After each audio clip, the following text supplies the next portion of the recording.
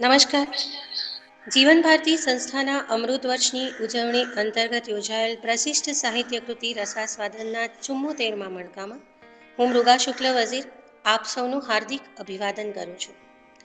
કોઈ શૈક્ષણિક સંસ્થા પોતાના અમૃત વર્ષની ઉજવણીના મુખ્ય આયોજનમાં પ્રશિષ્ટ સાહિત્ય કૃતિઓને ભાવકો સુધી પહોંચાડવામાં જ્યારે માધ્યમ બને, ત્યારે તેમાં ભણતા વિદ્યાર્થીઓ અને સમાજને ભાષા અને સંસ્કૃતિનો કેવો ભવ્ય વારસો તેના થકી પ્રદાન થતો હશે તેનો અંદાજ અવશ્ય માંડી શકાય. ગાંધીજીની બુનિયાદી કેળવણીના પાયાના સિદ્ધાંતોને વરેલી આ સંસ્થા આજ દિન સુધી આ જ કેળવણી સાથે સક્રિય પણ છે, તો સાથે સાથે આધુનિકતમ ટેકનોલોજી સાથેની સંપૂર્ણ સુવિધાઓ પણ અહીંના વિદ્યાર્થીઓને પૂરી પાડવામાં આવી રહી છે. અમારી આ સંસ્થા દ્રઢપણે માને છે કે સાહિત્ય અને સાહિત્યકારની સમાજમાં સ્વીકૃતિ તો હોય જ, એ પર્યાપ્ત નથી, પરંતુ સાથે સાથે સામાજિક પ્રવાહોમાં તેમના વિચારોને પણ અવશ્ય સ્થાન મળવું જોઈએ. અને એટલે જ આજે આપણી વચ્ચે અહીં ઉપસ્થિત છે ગુજરાતી સાહિત્ય જગતને પ્રાપ્ત થયેલ એક સફળ લેખિકા, અભિનેત્રી એવા શ્રી દેવાંગી ભટ્ટ. દેવાંગી ભટ્ટ, આપનું ખૂબ ખૂબ સ્વાગત છે. અમારી સાથે આપ આજે જોડાયા છો એ અમારા માટે ખરેખર ખૂબ આનંદ અને ગૌરવની વાત છે. એમના વ્યક્તિત્વથી આપ સૌને પરિચિત કરાવતા પહેલા હું એમની બે કાવ્ય પંક્તિઓ વાંચવાનું, એનો ઉલ્લેખ કરવાનું ચોક્કસ પસંદ કરીશ કે જે ખૂબ સ્પર્શી જાય એવી પંક્તિઓ છે. હો ઘર આખું અડીખમ ને કાંગરા ખરે, એમ માણસ જીવે ને એની આંખો મરે. વૃક્ષ કોઈ ખંખેરે સઘળી લીલાશ, એમ એક પછી એક એના સ્વપ્નો મરે, માણસ જીવે ને એની આંખો મરે. માનવીની આંતરિક સંવેદનાને વાચા આપતી આવી પંક્તિઓ ચોક્કસપણે એક કોમળ સ્ત્રી હૃદય ધરાવતી લેખિકા જ સર્જી શકે. ગુજરાત યુનિવર્સિટીમાં સતત 20 વર્ષ સુધી અર્થશાસ્ત્રના પ્રાધ્યાપિકા તરીકે સેવા આપ્યા બાદ આપ છેલ્લા 20 વર્ષોથી ગુજરાતી રંગભૂમિ અને ટેલિવિઝન સાથે સંકળાયેલા છો. કારકિર્દીમાં રહેલા અર્થશાસ્ત્રના આંકડાઓ આપના લાગણીસભર શબ્દોની ભાવવાહિતામાં ક્યાંય અંતરાય બન્યા નથી, અને એટલે જ આપના થકી ગુજરાતી સાહિત્ય જગતને મિસ્ટર રાય, પરસેપ્શન, સમાંતર અસ્મિતા જેવી નવલકથાઓ, એક વાર્તા સંગ્રહ એમ 6 પુસ્તકોની ભેટ મળી છે. આપના દ્વારા લખાયેલ ટૂંકી વાર્તાઓ અનેક સામયિકોમાં પ્રકાશિત થયેલ છે, અને આપે 5 પૂર્ણ કદના નાટકો પણ લખ્યા છે. અને આ તમામ નાટકો ઇન્ડિયન નેશનલ થિયેટર અને સંગીત નાટ્ય અકાદમી દ્વારા પુરસ્કૃત થયા છે. અને આપના પરિચયની અમારા માટે અત્યંત ઉલ્લેખનીય બાબત એ છે, અને જે કદાચ ગૌરવપૂર્ણ બાબત પણ કહી શકાય દેવાંગીબેન, કે અમારી આ જ શ્રેણીના 52મા મણકામાં આપની જ નવલકથાનું રસાસ્વાદન અમારા ભાવકોએ કર્યું છે. 52મા મણકામાં શ્રી રામ મોરીએ આપની વાસાંસી જીર્ણાની નવલકથાનું ખૂબ જ શ્રેષ્ઠ રીતે રસાસ્વાદન કરાવ્યું હતું. અને આજે એ જ કૃતિના સર્જક તરીકે આજે આપ અમારી સાથે જોડાયા છો, એ ખરેખર અમારું અહોભાગ્ય છે. અહીં અમારી સાથે જોડાનાર તમામ ભાવકોને ખાસ આજે એક આનંદની વાત કે જે કદાચ જેમના એક એક શબ્દથી લાગણીઓ જન્મે એવા કવિવર અને એવા રવિન્દ્રનાથ ઠાકોરની ખૂબ જ પ્રખ્યાત ચોખેર બાલી લઈને આજે દેવાંગીબેન આવી રહ્યા છે. એટલે એક સ્ત્રી હૃદય, અને એ સ્ત્રી હૃદય જ સ્ત્રીની સંવેદનાઓને આ રીતે પ્રસ્તુત કરવા માટે આ મંચ પર ઉપસ્થિત થઈ શકે. તો આપની વચ્ચે વધારે સમય ન લેતા હવે હું આ માધ્યમ દેવાંગીબેનને આપું છું. Devangiben, most welcome. ફરી એકવાર આપનું સ્વાગત છે.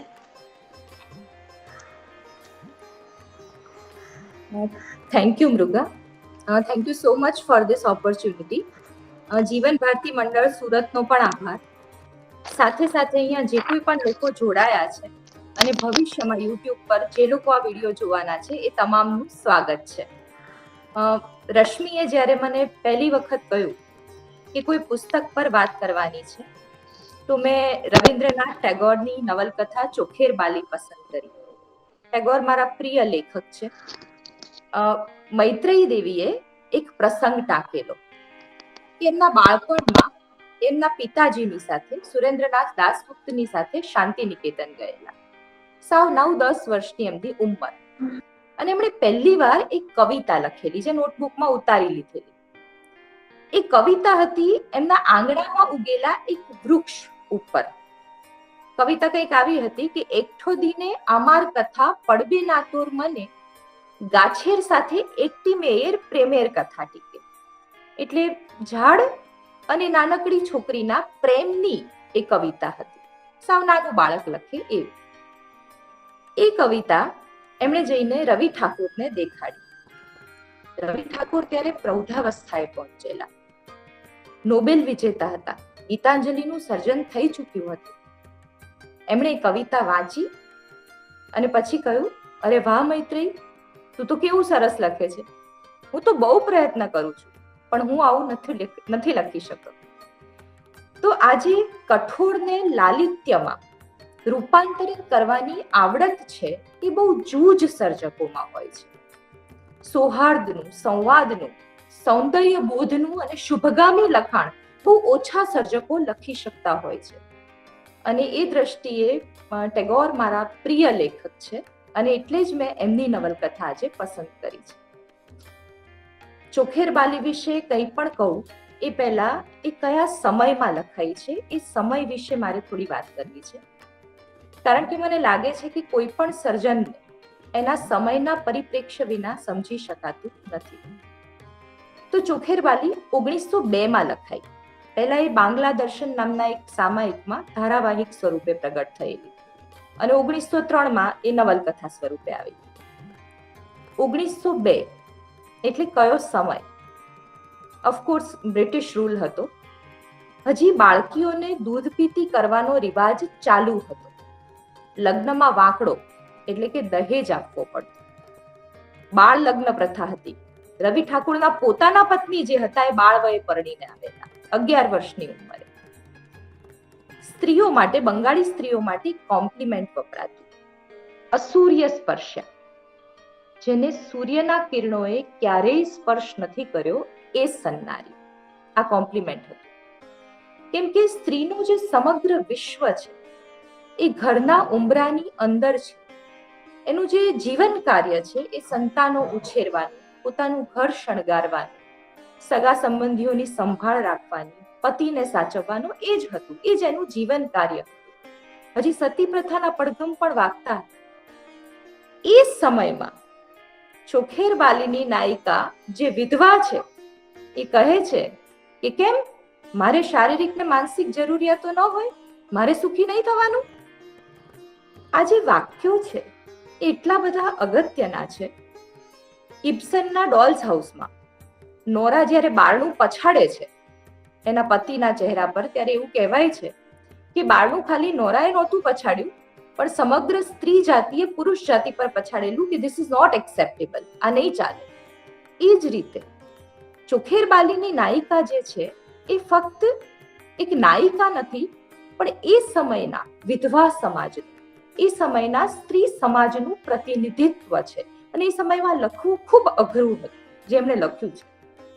તો હવે બીજી કોઈ વાત કર્યા વિના હું સીધી નવલકથાની વાર્તા પર જઈશ. શીર્ષક છે ચોખેર બાલી, એટલે કે આંખમાંની કરકર. કોઈ ધૂળનું રચકણ પડે અને આપણને સતત ખૂંચ્યા કરે, ઉઠતા બેસતા વાત કરતા એ ખટક્યા કરે, તો એ આંખની કરકરને ચોખેર બાલી કહે છે બંગાળીમાં. અને એનો સંદર્ભ આપણને આગળ જતા સમજાશે. વાર્તા કંઈક એ પ્રકારે છે. કલકત્તાના એક મોહલ્લામાં એક સમૃદ્ધ ગૃહસ્થ ઘરમાં રાજલક્ષ્મી નામની વિધવા અને એનો દીકરો મહેન્દ્ર, એ બંને રહે છે. રાજલક્ષ્મી વિધવા છે એટલે એનો જે દીકરો છે, જે નબાપો છે, એના માટે એને વિશેષ વહાલ છે. મહેન્દ્ર કઈ નાનો નથી, કોલેજ પૂરી થઈ ગઈ છે, 20-22 વર્ષનો છે અને દાક્તરીનું ભણવાનો છે આગળ. પણ રાજલક્ષ્મીને મન એક કીકો જ છે, નાનકડો બાબો છે. એ શું જમ્યો, એ ક્યાં જાય છે, એને શું પહેર્યું, એને કેમ માથું દુખ્યું, એ કેમ સૂતો નથી, એ જ એનું સમગ્ર જીવન છે. મહેન્દ્રનો પણ સામે વ્યવહાર એવો જ છે મા સાથે, જાણે નાનું બાળક એ વારે વારે માથી રીસાઈ જાય છે, માની સાથે ઝઘડા કરી નાખે છે. તો આ મા દીકરાનો આ રીતે સંસાર ચાલી રહ્યો છે. હવે એક દિવસ એક ગામડાની છોકરીનું, દૂરના ગામડાની છોકરીનું મહેન્દ્ર માટે માગવું આવે છે. અને જેમ એ સમયે થતું કે વડીલો હા પાડતા, એમ રાજલક્ષ્મી લગ્ન માટે હા પાડી દે છે. લગ્નની તૈયારીઓ ચાલુ થાય છે. લગ્નને બસ 10 દિવસ બાકી છે અને મહેન્દ્રનું ફટકે છે. એને કમિટમેન્ટ ફોબિયા થઈ આવે છે. આઈ નો કે એ શબ્દ ત્યારે નહોતો, પણ ભાવ તો હતો ને. જ્યારે ભાષા કે શબ્દો નહોતા શોધાયા ત્યારે એ શાશ્વત અભિવ્યક્તિ તો હતી જ. તો એને ડર લાગે છે કે હવે આ જવાબદારીઓ મારે ઉપાડવી પડશે અને હવે તો મારે સંસારના કામોમાં પડી જવું પડશે, પણ મારે તો હજી ભણવું છે, ઘણું બધું કરવું છે. તો એ માને કહે છે કે મારે લગ્ન નથી કરવા. શરૂમાં તો રાજલક્ષ્મી એને સમજાવે છે, પણ પછી મહેન્દ્ર એક દિવસનો ઉપવાસ કરી નાખે છે કે જો તું મને પરણાવીશ ને તો હું જમીશ જ નહીં. હવે રાજલક્ષ્મી આમે દીકરા માટે ઘેલી છે એટલે એ પીગળી જાય છે કે બિચારા કીકાને ભૂખ્યો રાખીને, બિચારા કીકાને દુખી કરીને ક્યાં પરણાવે. એટલે એ લગ્નની ના પડાવી દે છે. એ ના પડી જાય છે ને પેલી છોકરી તો ક્યાંક બીજે પરણી જાય છે. બસ આ પહેલો પ્રસંગ આટલો નગણ્ય છે. નવલકથા આ નગણ્ય પ્રસંગથી શરૂ થાય છે, પણ સમગ્ર નવલકથાનું કથા બીજ આ પ્રસંગમાં પડેલું છે. હવે આ વાતને, આ ઘટનાને 3 વર્ષ વીતી જાય છે અને પછી કોઈ બીજી છોકરી સાથે મહેન્દ્રના લગ્ન થાય છે. એ છોકરીનું નામ આશા. આશાનું પાત્ર એવું છે કે એ બાળપણથી અનાથ છે, એને મા બાપ નથી. હવે મા વિનાની દીકરી પારકે ઘેર ઉછરી હોય, કાકાઓને કે મામાઓને કે, એટલે એનામાં એક જે પરમેનન્ટ ઓશિયાળાપણાનો ભાવ હોય ને એ છે. ધીરું છે, ગભરું છે. એ ચાલે છે તો એ ડરી ડરીને પગલા મૂકે છે કે કોઈ એને વળશે તો નહીં. એ કામમાં અણખડ છે. એ બોલે છે તો ધીમે ધીમે બોલે છે. એને જાણે એવું લાગે છે કે આ વિશ્વનો એક નાનો ખૂણો એને ઉપકાર કરીને આપવામાં આવ્યો છે અને એની બહાર એને નીકળવાનું નથી. તો આમ મોટી છે, યુવતી છે, પણ મનથી બાળક છે. તો આવી અણઘડ, અણસમજુ આશા મહેન્દ્રના સંસારમાં નવવધુ બનીને આવે છે. શરૂનો સમય છે અને મહેન્દ્રને એમ થાય છે કે આશા આટલી બધી ભોળી છે તો હું એને તૈયાર કરી દઉં. એટલે એને ભણાવવા પ્રયત્ન કરે છે, એને કવિતાઓ શીખવવા પ્રયત્ન કરે છે. નવું દાંપત્ય છે એટલે પ્રેમના દિવસો છે. બીજી બાજુ રાજલક્ષ્મીને એવું થાય છે કે નવી વહુ આવી છે તો એને મારે કામ શીખવવું જોઈએ. જેવું દરેક સાસુ અને હોય છે કે નવી વહુ આવી હોય તો એમને એમ લાગે કે કછોટો વાળીને એને બધું શીખવાડી દે. તો 24 કલાક રાજલક્ષ્મી આશાને કામ શીખવ્યા કરે છે. મીઠાઈ કેમ બનાવવી, ઘર કેમ સાફ કરવું, કપડાં કેમ ગળી વાળવા. અને મહેન્દ્ર અકળાયા કરે છે. એને એમ થાય છે કે નવી વહુનો બધો રસ ઘરકામમાં વપરાઈ જાય છે અને મારા માટે તો કંઈ બચતો જ નથી. એટલે એ એક દિવસ જઈને માને કહે છે કે માં, તું વહુને 24 કલાક તારી પાસે બેસાડી રાખે છે, એને જરા તો તું નવરી કર, એને મારી સાથે ઉપરના ઓરડે આવીને ભણવા તો દે, એને મારી સાથે તો વાતચીત કરવા દે. રાજલક્ષ્મીને હાડોહાડ લાગી આવે છે. એક તો દીકરો વધ્યો, પણ એ કઈ કોઈ મોટી વાત નથી, કારણ કે આ કઈ પહેલી વાર નથી બન્યું. મા દીકરાનો ઝઘડો તો વર્ષોથી ચાલ્યો આવે છે. પણ મૂળ પ્રશ્ન એ છે કે હજી ગઈકાલની આવેલી 2 બદામની છોકરી માટે મને કહે છે. એટલે એ તરત જ આશાના હાથમાંથી કામ ઝૂંટવી દે છે અને કહે છે કે મહારાણી, તમે ઉપર જાઓ, તમારે કામ કરવાની જરૂર નથી. કામ કરવાના દિવસો તો મારા છે, તમે મહીન સાથે ઉપરના ઓરડે બેસો. આશા સમજે છે કે માને ખોટું લાગ્યું છે, એને અપરાધ ભાવ અનુભવાય છે, પણ એને વડીલોને વાલા થતા આવડતું નથી. એ સ્માર્ટનેસ એનામાં નથી. એને ખબર નથી કે આ સ્થિતિને કઈ રીતે હેન્ડલ કરવી. એટલે અપરાધીની જેમ ચૂપચાપ ઉપરના ઓરડે ચાલી જાય છે. મહેન્દ્ર અને આશા દિવસ રાત પોતાના સંસારમાં રચેલા પચેલા રહે છે. એમનો પ્રેમ રંગ ચાલે છે, એમનો શ્રૃંગાર ચાલે છે. એ લોકો એકબીજાની સાથે નાના નાના તોફાનો કરે છે. બીજી બાજુ રાજલક્ષ્મીને સતત એવું લાગે છે કે મારી હવે આ સંસારમાં કઈ જગ્યા નથી રહી અને વહુને તો ઘરમાં કે મારામાં રસ જ નથી, ફક્ત મહિનમાં જ રસ છે, હવે હું તો ક્યાંય છું જ નહીં. આ કેટલો બધો યુનિવર્સલ ભાવ છે ને, દરેક ઘરમાં દરેક જગ્યાએ આ ક્યાંક ને ક્યાંક અનુભવાયું છે કે એક સ્ત્રી પોતાનું સમગ્ર જીવન ઘર ઊભું કરવામાં આપી દે છે, ગૃહ સ્વામીની બને છે. બધા લોકોના હૃદય પર એનું રાજ હોય છે, એક સ્થાન હોય છે, અને પછી વર્ષો પછી કોઈ નવું આવે છે અને એને અસુરક્ષિતતા અનુભવાય છે. એ અસુરક્ષિતતા વસ્તુઓ માટે નથી, એ મટીરિયાલિસ્ટિક ચીજો માટે નથી. એ અસુરક્ષિતતા એ છે કે ક્યાંક મારું જે આદરનું પ્રેમનું સ્થાન છે એની ઉપર આ કબજો કરી લેશે તો, કારણ કે એની પાસે જે છે એ જ હોય છે. તો રાજલક્ષ્મીને દિવસ રાત ખોટું લાગ્યા જ કરે છે. એમાં એક દિવસ એક નાનકડો બનાવ બને છે, મહેન્દ્રની સાથે કંઈક માથાકૂટ થાય છે અને બરાબરની બગડે છે. એ કહે છે કે હવે તમે બંને રહો અને મારી તો કોઈ જરૂર જ નથી, હું મારા પિયર જતી રહું છું. અને બીજે દિવસે સવારે પોતાના પિયર ચાલી જાય છે. પિયર જાય છે તો ખરી, પણ પિયરમાં હોય કોણ? રાજલક્ષ્મી તો પોતે જ વૃદ્ધા છે. હવે એના પિયરમાં તો કોણ જીવતું હોય? એટલે એક ભેકાર ગામડું છે જ્યાં તળાવમાં શેવાળ બાજેલી છે, ખાલી વૃદ્ધો જ રહે છે એ ગામમાં, અને ખંડેર જેવું ઘર છે. એમાં જઈને પોતાનો સામાન મૂકીને બેસી પડે છે કે હવે આ અકળાઈને દીકરા પર આવી તો ગઈ, પણ હવે અહીંયા કરવું શું? અને જ્યાં સુધી એ મનાવવા ન આવે ત્યાં સુધી તો પાછાય ન જવાય. આટલું બધું અભિમાન કરીને આવ્યા હોય, હવે તો મારે તારું મોઢું નથી જોવું, તો એમને એમ તો કોઈ મનાવે નહીં ત્યાં સુધી તો મનાય પણ નહીં.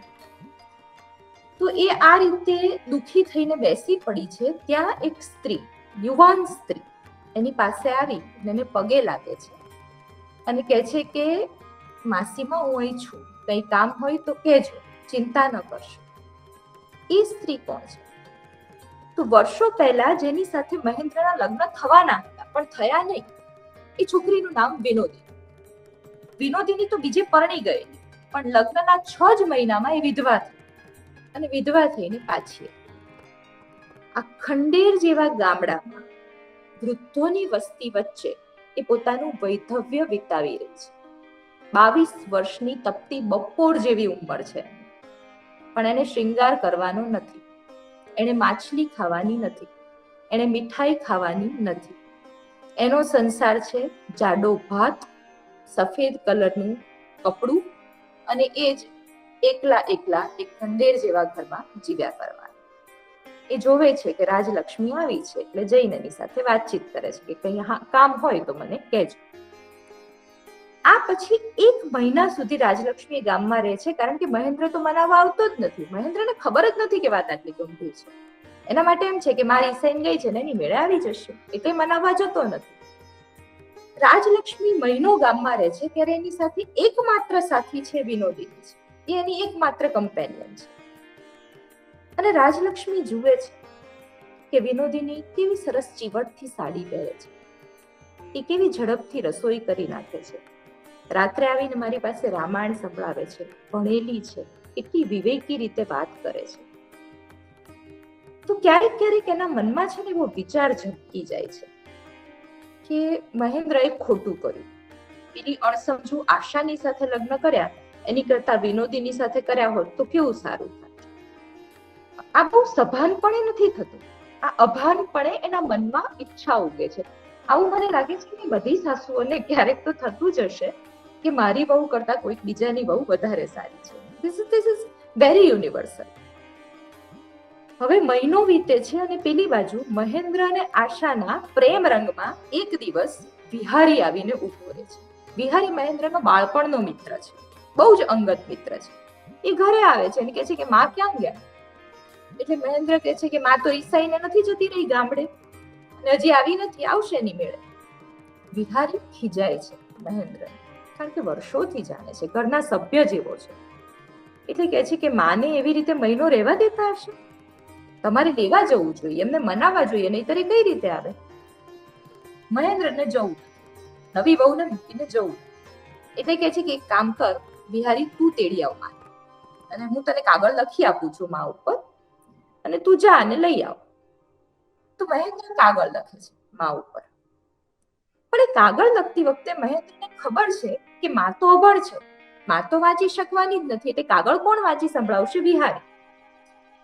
એટલે એ તોફાન કરવા માટે થઈને વચ્ચે એક ફકરો, એક પેરેગ્રાફ પોતાના અને આશાના દાંપત્યનું વર્ણન કરે છે, શૃંગારનું વર્ણન કરે છે કે આશા વાળ ખુલ્લા રાખે ત્યારે આવી લાગે છે, અમે બંને આવી વાતો કરીએ છીએ, અમારો નવો નવો સંસાર તો આટલો રસભીનો છે.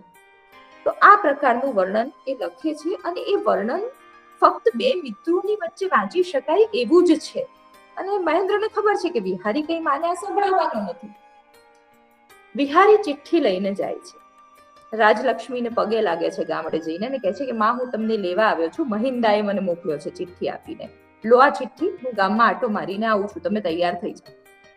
વિહારી એ ચિઠ્ઠી વાંચી નથી, એને કઈ જ ખબર નથી કે અંદર શું છે, પણ એ કહે છે હમણાં આવીને વાંચું છું, તમે તૈયાર થઈ જાઓ. વિહારી ગામમાં જાય છે. રાજલક્ષ્મીને તાલાવેલી છે કે દીકરાએ કેવા લાડ કર્યા છે પોતાની આગળ, અને મારી માફી માંગી છે. એટલે એ વિનોદિનીને બોલાવીને કહે છે કે જરા આ ચિઠ્ઠી વાંચતો બેટા, મારા દીકરાએ લખી છે.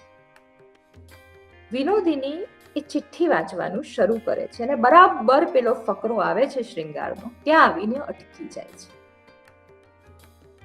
17-18 વર્ષની ઉંમરે એ વિધવા થઈ છે. એને જીવન સુખને, સંસારને, પ્રેમને જાણ્યો નથી. એના જેની સાથે લગ્ન થયેલા એ પણ વૃદ્ધ હતો, અને 6 મહિનામાં તો સીધાવી ગયો. કોઈએ કોઈ દિવસ એના વાળમાં હાથ ફેરવ્યો નથી, કોઈએ એને હૂંફાળો સ્પર્શ આપ્યો નથી, એનું કોઈના હૃદયમાં ક્યારેય સ્થાન સ્થાપિત થયું નથી, કશું જ નથી મળ્યું.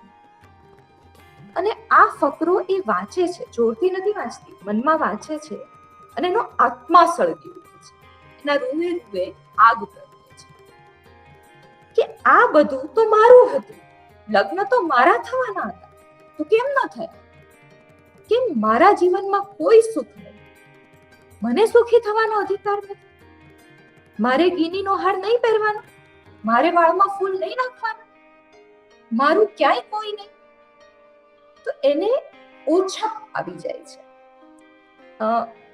ઘણા બધા એ સમયમાં એમ કહેતા કે ચોખેરબાલી, એ સમયમાં, અત્યારે નહીં, કે ચોખેરબાલી જે છે એ સારી નવલકથા નથી. યુવાનોને એવી શિખામણ આપવામાં આવતી કે આ તો બગાડી નાખે એ પ્રકારનું પુસ્તક છે, એટલે ન વાંચવું જોઈએ. વિષવૃક્ષની માફક જ ચોખેરબાલીની અગેન્સ્ટમાં પણ ઘણા પ્રોટેસ્ટ થયેલા. પણ વિનોદિની વિલન નથી આ નવલકથામાં. વિનોદિની સિસ્ટમની વિક્ટિમ છે. એને જે નથી મળ્યું એને માટે અવાજ ઉઠાવી રહી છે. એ કહી રહી છે કે મને કેમ નહીં? પણ સ્વાભાવિક રીતે જ જ્યારે પણ કોઈ સર્જન થાય ત્યારે પ્રવર્તમાન સંજોગોમાં એનું મૂલ્ય નથી થઈ શકતું. કોઈ પણ કૃતિનું મૂલ્ય ફક્ત ભવિષ્ય કરી શકે. જો શબ્દમાં, પાત્રમાં, વિચારમાં તાકાત છે તો એ સાહિત્ય જીવે છે, જો નથી તો એ નથી જીવતું. અને ચોખેરબાલી જીવી છે કારણ કે એમાં જે પ્રશ્નો મુકાયા છે એ બહુ અગત્યના છે. એ દિવસે વિનોદિનીએ એ કહ્યું તો આજની સ્ત્રીના જીવનમાં ક્યાંક ને ક્યાંક પરિવર્તનો આવ્યા છે, એ પ્રદાનને નકારી શકાતું નથી. તો વિનોદિની ચૂપ રહે છે, પણ એના મનમાં આ પ્રશ્નો જન્મ લઈ લે છે. હવે રાજલક્ષ્મી પાછી જઈ રહી છે વિહારી સાથે, અને જતા જતા સહજ જ એ કહે છે વિનોદિનીને કે બેટા, હું તને બહુ યાદ કરીશ. મહિનો તારી સાથે રહી, આટલા પ્રેમથી રહી, અને મને તું બહુ યાદ આવીશ. એક કામ કર ને, ચાલ મારી સાથે થોડા દિવસ કલકત્તા. આવીશ તું મારી સાથે? વિનોદિની હા પાડે છે અને કહે છે કે હા, હું આવીશ તમારી સાથે. અને આમે બંને કલકત્તા પાછા આવે છે. હવે ઘરમાં 4 લોકો છે. આશા અને મહેન્દ્ર, એમનું દાંપત્ય જીવન ચાલી રહ્યું છે. વિનોદિની અને રાજલક્ષ્મી. આવીને વિનોદિની આખા ઘરનું બધું કામ ઉપાડી લે છે, કારણ કે પહેલેથી જ કામઢી છે, બહુ જ કામઢી છે. એનું કામ બહુ જ ચોખ્ખું છે, એ વાતે ચીતે બહુ જ સ્પષ્ટ છે, બહુ જ સુસંસ્કૃત છે. તો બધું જ ઘરનું કામ ઉપાડી લે છે. આશાની બહેનપણી બની જાય છે, કારણ કે બંને સરખી ઉંમરના છે. અને એ સમયમાં બંગાળમાં એવો રિવાજ હતો કે 2 છોકરીઓ બહેનપણી બને ને તો એકબીજાનું નામ પાડે. ફૂલના નામ આપે, પછી ચંદ્ર ને તારા, આવું નામ આપે, લાડના નામ હોય. પણ આશા કહે છે કે એ તો બધા પાડે, આપણે તો કંઈક જુદું પાડીએ, ચાલ. એટલે એ લોકો એકબીજાનું નામ પાડે છે ચોખેર બાલ, આંખની કરકર, મને તો તું ગમતી જ નથી. આપણે વાલમાં એવું કહીએ ને કે તું તો મને જરાય નથી ગમતી. તો એ રીતે આ ચોખેરબાલી નામ પડે છે. એ અનાયાસે પડ્યું છે, પણ ભવિષ્યમાં કમભાગ્યે સાચું સિદ્ધ થઈ જાય છે. સમય પસાર થવાની સાથે જેમ રાજલક્ષ્મીને ખ્યાલ આવેલો કે વિનોદિની બહુ જ હોશિયાર છે, એ જ વાતનો ખ્યાલ મહેન્દ્રને પણ આવે છે. એ જોવે છે કે મારા કુર્તાનું બટન તૂટી ગયું હોય અને આશા બાઘી બનીને જોયા કરે છે, અને વિનોદિની ઝડપથી જઈ અને કુર્તામાં બટન ટાંકી દે છે. સવારમાં કોલેજ જવાનું મોડું થતું હોય ત્યારે આશા ક્યારેય સમયસર રસોઈ બનાવી નહોતી શકતી, પણ વિનોદિનીનું કામ એકદમ ઝડપી અને ચોખ્ખું છે. આશાને હોશિયારીની કે બહુ ચાલાકીની વાતો કરતા આવડતી નથી, એટલે એની સાથે તમે તોફાન કરો તો પણ બહુ સાચવીને કરવું પડે છે. વિનોદિની હોશિયાર છે, એ હાસ્યનો જવાબ હાસ્યથી આપી શકે છે, બુદ્ધિમાન છે, બૌદ્ધિક દલીલો કરી શકે છે. તો ધીરે ધીરે એને લાગવા માંડે છે કે વિનોદિની બહુ જ સમજુ અને બહુ જ હોશિયાર છે. હવે આપણું કેવું હોય છે કે જ્યારે આપણે એકને સારું કહીએ ને ત્યારે આપણે બીજાને ઓટોમેટિક ઊંડું સમજતા હોઈએ છીએ. આપણે દરેક વસ્તુનો વિચાર તુલનાત્મક દ્રષ્ટિએ જ કરી શકતા હોઈએ છીએ. એટલે જ્યારે મહેન્દ્ર વિચારે છે કે વિનોદિનીને આ આવડે છે, ત્યારે આપોઆપ એનો અર્થ બીજો એ થતો હોય છે કે આશાને આ નથી આવડતું. ધીરે ધીરે એ વિનોદિની પ્રત્યે આકર્ષાવા લાગે છે. વિનોદિનીને આકર્ષણ નથી, એને પ્રેમ નથી મહેન્દ્ર માટે, કારણ કે એને એવું લાગે છે કે મહેન્દ્રમાં બહુ આત્મબળ નથી. એને વિહારી ગમે છે, પણ એને મહેન્દ્ર બહુ ગમતો નથી. એને ફક્ત એટલું સાબિત કરવું છે કે મારામાં પણ આવડત હતી, તમે મને નકારીને સારું ન કરો. એ સમયમાં તમે વિચારો કે જ્યારે બંગાળમાં ફક્ત ઘર જ સ્ત્રીનો સમગ્ર જીવનક્રમ હતો, એ સમયે એને ભણવાનું તો હતું નહીં, બહાર જઈને એને ક્યાંય જઈને કોઈ પરફોર્મન્સીસ તો આપવાના નહોતા, એની નોકરી કરવાની નહોતી, એને કોઈ હોદ્દો મળવાનો નહોતો, એનું ક્યારેય ન્યૂઝપેપરમાં નામ આવવાનું નહોતું. એની મોટામાં મોટી અચીવમેન્ટ શું હતી કે ગૃહસ્વામીની બની શકે, લોકોના હૃદય પર એનું આધિપત્ય હોય. અને વિનોદિનીના જીવનમાં એ નથી બન્યું, એને કશું જ નથી મળ્યું. એટલે એ ફક્ત એટલો પ્રયત્ન કરી રહી છે કે આ લોકો મારી મહત્તાને, મારી આવડતને સ્વીકારે, મને એ આદર આપે, મને સ્નેહ આપે. એને આકર્ષણ કે પ્રેમ એવું કંઈ નથી મૂળભૂત રીતે. પણ મહેન્દ્ર સતત ખેંચાતો રહે છે, કારણ કે આ બે બાબત વચ્ચે ડિસ્ટિંગ્વિશ કરી શકતો નથી. વિનોદિનીને શું જોઈએ છે અને પોતે જે આપી રહ્યો છે બે જુદી વાત છે, એને સમજાતું નથી. એક દિવસ સાંજે 9 બનવાની બને છે. મહેન્દ્ર એકદમ વિનોદિની પાસે જઈને કહે છે કે હું તને પ્રેમ કરું છું અને હું વિચારું છું કે આપણે બંને અહીંથી ભાગી જઈએ. વિનોદિની કહે છે શરમાતા નથી, તમારો સંસાર છે, તમારી વહુ છે, અને મેં તમને ક્યારેય દ્રષ્ટિથી જોયા જ નથી.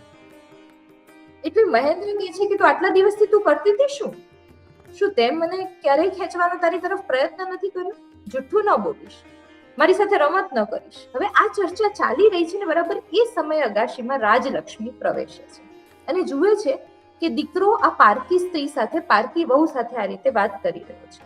એ કાળઝાળ થઈ જાય છે અને મહેન્દ્રને કહે છે કે શરમાતો નથી? નીચે તારી લક્ષ્મી જેવી વહુ બેઠી છે ને આ બધા ધંધા શરૂ કર્યા છે તે? અને વિનોદિનીને કહે છે કે મેં તને આવી ખરાબ નહોતી ધારી, કાલ ને કાલ તારા ગામ ભેગી પાછી જતી રહી.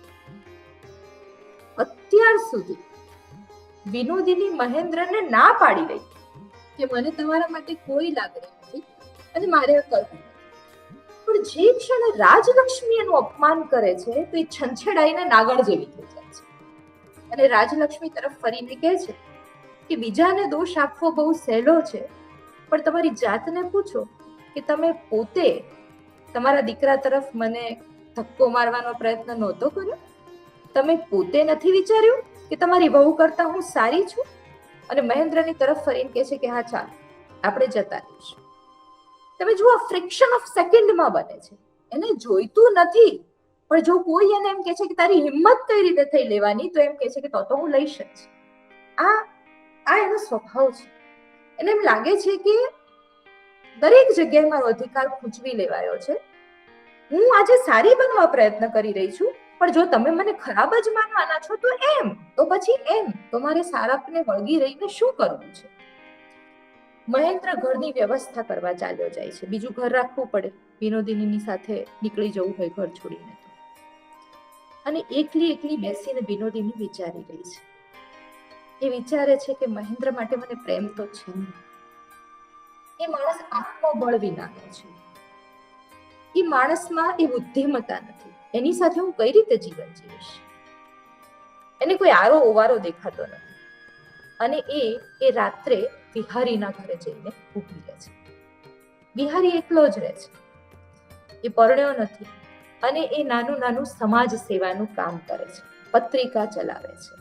વૃદ્ધોને, બાળકોને, અનાથોને મદદ કરે છે. વિહારીના ઘરે જઈને ઊભી રહે છે અને વિહારી કહે છે, ભાભી અત્યારે આ સમય કેમ આવ્યા? વિનોદિની એને કહે છે કે મહેન્દ્ર મને લઈને ભાગી છૂટવા તૈયાર થયો છે. વિહારીને સહેજ પણ નથી ગમતું. એ કહે છે કે તમે કોઈકના સંસારમાં ભંગાણ પાડી રહ્યા છો. મને એવું લાગે છે કે તમારે અહીંથી ગાડીમાં બેસીને તમારા ગામ પાછા ચાલ્યા જવું જોઈએ. આ યોગ્ય નથી થતું. વિનોદિની કહે છે, મને ખબર છે યોગ્ય નથી થતું, પણ હું તમને એ કહેવા આવી છું કે મને તમારા માટે પ્રેમ છે, મહેન્દ્ર માટે નથી. તમે બસ એ પ્રેમનો સ્વીકાર કરી લો. ખાલી તમે કહી દો કે પ્રેમ છે, એથી વિશેષ મારે કશું જ નથી જોયું. વિહારી બહુ જ આદર્શવાદી મનુષ્ય છે. એને વિનોદિની ગમે છે, પણ એવું કહી શકતો નથી. એ કહે છે કે વ્યર્થ વાતો નહીં ભાવે, એ બધું નહીં થઈ શકે. તમારે તમારા ગામ પાછા જ જવું પડશે. તો વિનોદિની કહે છે, સારું, હું કાલે સવારે જતી રહીશ. આજની રાત મને તમારા ઓરડામાં પડી રહેવા દો. વિહારી કહે છે કે એટલો બધો વિશ્વાસ મને મારી ઉપર નથી. અને વિનોદિની કકળી ઉઠે છે કે તો પછી એક વખત એ વિશ્વાસ તોડો, જરા દેવતા બનવાનું છોડો અને માણસ બનો. મને એક રાત્રિનું સૌભાગ્ય આપો. Just imagine, one night stand આજે પણ રેવોલ્યુશનરી કન્સેપ્ટ છે. આજે અને એ સમયમાં આજથી 125 વર્ષ પહેલા એક સ્ત્રી કહી રહી છે કે મને એક રાત્રિનું સૌભાગ્ય આપો, હું ચાલી જઈશ, પણ મારા જીવનમાં મને કંઈ નથી મળ્યું. એટલે મારી સાથે ઈશ્વર ન બનશો, મારી સાથે સામાન્ય માણસ બનો. વિહારી હા નથી કહેતો. વિહારી કહે છે કે તમારે જવું જ પડશે. હું તમને સ્વીકારી શકું એમ છું જ કોઈ રીતે. અને અંતે એ જ બને છે જે નિયતિએ નિર્ધારિત કરેલું હોય છે. મહેન્દ્ર અને વિનોદિની બંને ઘર છોડીને ચાલ્યા જાય છે. બધેથી રિજેક્ટ થયેલી, બધેથી અપમાનિત થયેલી વિનોદિની વિચારે છે કે મને કઈ સંસારમાં કશોય પ્રેમ મળ્યો નથી, તો આજે મહેન્દ્રનો થોડો ઘણો મળે છે, એને નકારીને મારે ક્યાં જવું છે? હું ચાલી જઈશ. એ બંને ચાલ્યા જાય છે ઘર છોડીને. જગ્યાએ ફરે છે, પણ વિનોદિની મહેન્દ્રને પોતાની નજીક આવવા દેતી નથી. એનાથી સતત અંતર રાખીને ચાલે છે, કારણ કે એને ચાહતી જ નથી, એને પ્રેમ કરતી જ નથી. બીજી બાજુ રાજલક્ષ્મી પુષ્કળ બીમાર પડે છે, મરણ પથારી છે. આશા સતત ઘરમાં હિજરાયા કરે છે. એને એમ લાગે છે કે હું જ નહીં સાચવી શકી. બેનપણીએ દગો કર્યો, પતિએ દગો કર્યો, એને મૃત્યુ બાણ વાગ્યું હોય એવો એનો ચહેરો થઈ ગયો છે. એ સાવ લેવાઈ ગઈ છે અને બંને સ્ત્રીઓ દુખી એકલા ઘરમાં જીવી રહી છે. એક દિવસ રાજલક્ષ્મી વિહારીને બોલાવીને કહે છે કે બેટા, તું ગમે તેમ કરીને મહેન્દ્રને પાછો લઈ આવ. હું તો જવાની છું, પણ હવે આશાય નહીં બચે. તું ગમે તે કર, ગમે ત્યાંથી શોધ અને મહેન્દ્રને પાછો લાવ. વિહારી શોધવા નીકળે છે અને શોધતો એક જગ્યાએ જઈ ચડે છે જ્યાં મહેન્દ્ર અને વિનોદિની રોકાયેલા છે. એ જઈને વાત કરે છે કે માં આ રીતે બીમાર છે અને તમને બોલાવે છે. મહેન્દ્ર કહે છે કે આમાંય આ સ્ત્રીની સાથે હવે મારે રહેવું જ નથી, કારણ કે આટલો સમય થયો આ સ્ત્રીએ મારી સાથે કોઈ સ્નેહની વાત કરી નથી. આ સ્ત્રીએ મને એની નજીક આવવા દીધો નથી.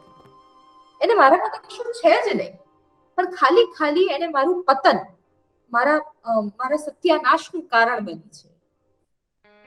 વિહારી તો જાણે જ છે કે વિનોદીની ક્યારેય મહેન્દ્રને પ્રેમ કરતી જ નહોતી. એના માટે આ નવું નથી. એ મહેન્દ્રને વિનોદીનીને લઈને પાછું આવે છે. રાજલક્ષ્મી મહેન્દ્રને પોતાની પાસે બેસાડીને કહે છે કે બેટા, મારી ભૂલ થઈ કે મેં તને ગેરમાર્ગે દોર્યો અજાણતા. પણ આશા લક્ષ્મી જેવી વહુ છે. એ ભીરું હશે, ગભરું હશે, પણ એનું હૃદય 100% સોનાનું છે. ક્યારેય એને છેહ ન દઈશ. મહેન્દ્ર અને આશાની વચ્ચે સમાધાન થઈ જાય છે. વિનોદીની પોતે કાશી જવાનું નક્કી કરે છે. કાશીમાં વિધવાઓ પોતાનું જીવન વ્યતીત કરતી એ રીતે ત્યાં જઈને રહેવા જવાનું નક્કી કરે છે. એ જવાની હોય છે. એની આગલી સાંજે બિહારી કહે છે કે તમે મારી સાથે પરણશો? મને તમારા માટે પુષ્કળ આદર છે અને મેં નક્કી કર્યું છે કે તમને સ્થાન મળવું જોઈએ સંસારમાં. તમે મારી સાથે પરણશો? બસ એટલું સાંભળી અને વિનોદીની રડી પડે છે. એ કહે છે આટલું જ સાંભળવું, તમે કહ્યું એમાં બધું જ આવી ગયું. એ કરવાની જરૂર નહોતી, એ ખાલી સાંભળવું હતું. મારે જાણવું હતું કે ક્યાંક હું છું, એનીથી વિશેષ કશું નહોતું જોઈતું. એ રાત્રે પણ જો તમે મને કહી દીધું હોત કે હા મને પ્રેમ છે, હા હું તૈયાર છું, તો કદાચ એનીથી આગળ કશાની જરૂર જ નહોતી. વિનોદીની લગ્નની હા નથી પાડતી. એ કહે છે કે તમને આ સમાજમાં વિધવાની સાથે પરણવાથી નાત બાર પડે, તમને દુઃખ થાય, કોઈ તમારા પર આંગળી ઊંચી કરે એવું મારે નથી કરવું. હું ચાલી જઈશ. તમે કહ્યું એમાં મને જીવનભરનો સંતોષ મળી ગયો. વિનોદીની ચાલી જાય છે. બિહારી પોતાનું સમાજ સેવાનું કામ ચાલુ રાખે છે અને આશા અને મહેન્દ્ર એમના સંસારમાં સુખી રહે છે. આ નવલકથાની મૂળભૂત વાર્તા છે. ઘણી વાર ઘણા લોકોએ એવો પ્રશ્ન ઉઠાવ્યો છે અને મેં પોતે ટાગોરના જીવન પરથી એકલા ચાલો રે નામનું નાટક કરેલું. એમાં કાજલબેનની પાસે મેં પૂછાવડાવ્યું છે કે પ્રેમનો સ્વીકાર એ સૌથી મોટું પુણ્ય હોય છે, તો તમે કેમ વિહારી અને વિનોદીનીનું મિલન ન થવા દીધું? એ કર્યું હોત તો કદાચ સમાજમાં દાખલો બેસત. પણ ટેગોર જવાબ આપે છે કે કોઈ પણ સાહિત્ય તો જ સ્વીકૃત બને જો એ બહુ જ્વલનશીલ ન હોય. જો વિનોદીની અને વિહારીની વચ્ચે મિલન થાત તો કદાચ સાહિત્ય સમાજમાં સ્વીકૃત જ ન બનત. અને જો સાહિત્ય સ્વીકૃત ન હોત તો એ વિચાર કઈ રીતે સ્વીકૃત બનત? મેં બંનેને જુદા રાખી અને પહેલા સાહિત્યને સ્વીકૃતિ અપાવડાવી. જો સાહિત્ય સ્વીકારાઈ જશે તો સમય સાથે વિચાર પણ ઉગી નીકળશે. વિચાર એ બીજ જેવો હોય છે. કાળી માટીમાં તમે લાવ્યો હોય અને સમય સાથે એમાંથી વટવૃક્ષ બને. તો આજે આપણે જે કંઈ પણ છીએ એમાં ક્યાંક દૂર પશ્ચાત ભૂમાં પેલો વિનોદીનીનો વિચાર જીવતો છે. તો આ નવલકથાનું હર્દ છે. હવે બીજી વસ્તુ કે ટાગોર અત્યંત સરળ શૈલીમાં લેખન કરે છે. એમનો સુર વિદ્રોહનો નથી, ભલે નવો વિચાર મૂકે છે. એક બહુ સરસ શાયરી હમણાં મેં વાંચેલી कि मैं दिया हूं, मेरा काम है उजाला करना, पर देखने वालों की सहूलत के लिए मैं बहुत ज्यादा प्रकाश नहीं फैलाऊंगा. અહીંયા પણ એ જ પ્રકારનો ભાવ છે કે જો બહુ ભડકો થાય ને તો સામાવાળાની આંખો અંજાઈ જાય. અહીંયા ધીમી ધીમી જ્યોત પડી રહી છે અને એ તમને સતત હૂંફાળું અજવાળું આપ્યા કરે છે.